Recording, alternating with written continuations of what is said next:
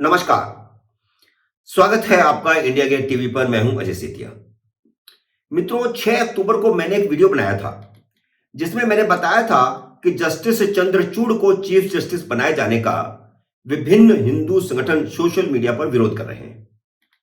इस वीडियो में मैंने जस्टिस चंद्रचूड़ की जजमेंट के ऐसे 6 उदाहरण दिए थे जिन पर हिंदुओं का विरोध है, लेकिन सीनियर मोस्ट को चीफ जस्टिस बनाए जाने की परंपरा के अंतर्गत उन्हें ही चीफ जस्टिस बनाए जाने की संभावना भी मैंने व्यक्त की थी। आप चाहें तो YouTube पर मेरे उस पुराने वीडियो को देख सकते हैं। लेकिन अब सवाल उठ रहा है कि मौजूदा chief justice Uday Umesh Lalit collegium के किसी अन्य जस्टिस के नाम की सिफारिश कर सकते हैं क्या? तो इसका जवाब है कि हां, क्योंकि अगर सीनियर मोस्ट को ही चीफ जस्टिस बनाया जाना बाध्यकारी होता तो सरकार को चीफ जस्टिस से यह पूछने की जरूरत ही क्यों पड़ती कि वह अपने उत्तराधिकारी के नाम की सिफारिश करे। 8 अक्टूबर को विधि मंत्रालय ने चीफ जस्टिस उदय उमेश ललित को चिट्ठी लिखकर उनके उत्तराधिकारी के नाम की सिफारिश मांगी है। वे परंपरा के मुताबिक इस हफ्ते के भीतर नाम भेज भी देंगे।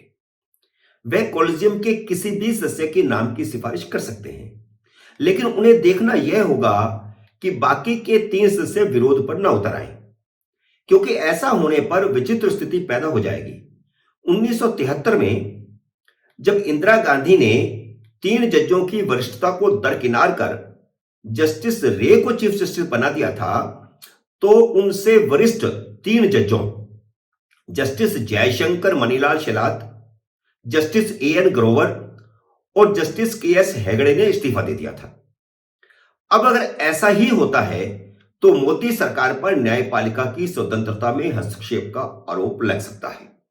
इसलिए मोदी सरकार नहीं चाहेगी कि चंद्रचूड़ के अलावा किसी और के नाम की सिफारिश हो, लेकिन यह डिपेंड करता है यूयू ललित पर। इस बीच 2 बड़ी घटनाएं और हुई हैं जिन्होंने चीफ जस्टिस की नियुक्ति को सार्वजनिक बहस का विषय बना दिया है। पहली घटना 30 सितंबर की है, जब चीफ जस्टिस उदय उमेश ललित ने सुप्रीम कोर्ट के 4 जजों की नियुक्ति के लिए कॉलेजियम की बैठक बुलाई थी। कॉलेजियम में चीफ जस्टिस के अलावा जस्टिस चंद्रचूड़, जस्टिस एस के कौल, जस्टिस एस अब्दुल नजीर और जस्टिस के एम जोसेफ सदस्य हैं। जस्टिस चंद्रचूड़ उस दिन जानबूझकर रात 10 बजे तक केसों की सुनवाई कर रहे थे, जबकि कॉलेजियम की बैठक ज्यादा महत्वपूर्ण थी। इससे मैसेज यह गया कि वह इसलिए कॉलेजियम की बैठक में नहीं गए क्योंकि वह नहीं चाहते थे कि मौजूदा कॉलेजियम की इस बैठक में सुप्रीम कोर्ट के नए न्यायाधीशों की नियुक्ति की सिफारिश भेजी जाए।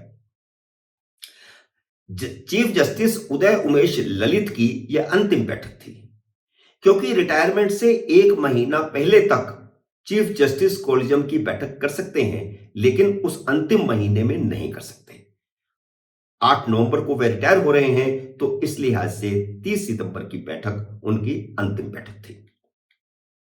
अगले दिन जब चीफ जस्टिस उदय उमेश ललित ने 4 जजों के नामों की सहमति के लिए एक लिखित पत्र सभी कॉलेजियम के सदस्यों को भेजा, तो इस पर 2 सदस्यों एस अब्दुल नजीर और के एम जोसेफ ने इस प्रक्रिया का विरोध करते हुए इस पर दस्तखत करने से इनकार कर दिया।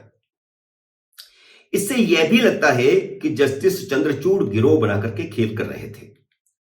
दूसरी घटना यह हुई कि supreme court high court litigation association of India के अध्यक्ष आर के पठान ने महामहिम राष्ट्रपति, सीवीसी और प्रधानमंत्री को 5 अक्टूबर 2022 को जस्टिस डी वाई चंद्रचूड़ के खिलाफ एक चिट्ठी भेजी है।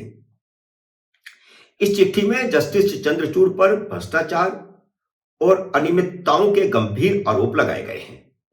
चिट्ठी में उन आरोपों की सीबीआई और सीवीसी से जांच कराने और कंटेम्प्ट ऑफ कोर्ट का केस चलाने की मांग की गई है।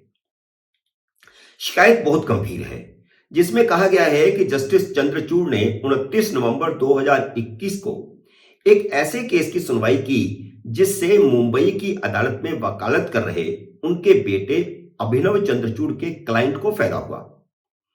आरोप यह है कि अपने बेटे अभिनव चंद्रचूड़ के क्लाइंट्स को फायदा पहुंचाने के लिए सुप्रीम कोर्ट के सभी नियमों को ताक पर रखकर जस्टिस चंद्रचूड़ ने आदेश भी पारित कर दिए।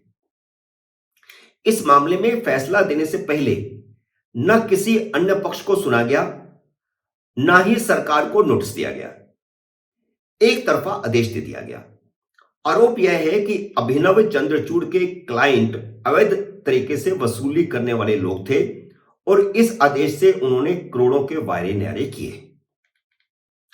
किसी भी कोर्ट का कोई भी जज हो, अगर वह किसी पक्ष के से कभी भी संबंधित रहा हो, चाहे 10 साल पहले उस पक्ष का वकील रहा हो, वह जज बनने के बाद उस पक्ष के मुकदमे की सुनवाई से खुद को अलग कर लेता है।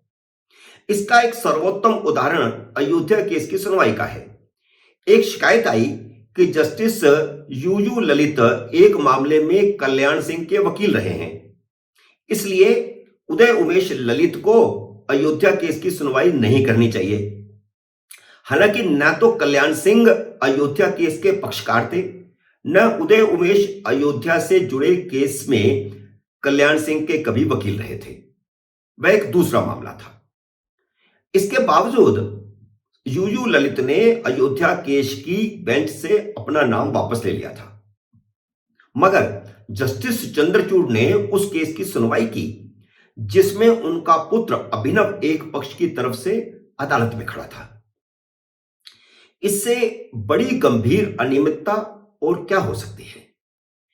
एक गंभीर सवाल यह भी उठता है कि हर बात पर प्रवचन देने वाले तत्कालीन चीफ जस्टिस एन.वी. रमन आंखें बंद किए यह कैसे देखते रहे और किसने जस्टिस चंद्रचूड़ को बेंच की अध्यक्षता करने के लिए नामित किया था? चारों तरफ से जस्टिस चंद्रचूड़ के खिलाफ आवाज उठने लगी है, तो बार काउंसिल ऑफ इंडिया उनके बचाव में आई है और जस्टिस चंद्रचूड़ की तरफ से सफाई दी है, जिसमें कहा गया है कि जस्टिस चंद्रचूड़ को पता ही नहीं था कि शिकायत वाले मामले में उनका पुत्र वकील था। बार काउंसिल को यह किसने बताया कि जस्टिस चंद्रचूड़ को पता नहीं था? पहला सवाल तो यह है।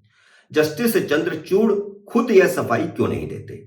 फिर उनसे पूछा जाएगा कि उन्होंने बिना दूसरे पक्ष को सुने, बिना सरकार को नोटिस दिए फैसला कैसे दे दिया था जिससे उनके बेटे के क्लाइंट्स को फायदा पहुंचा।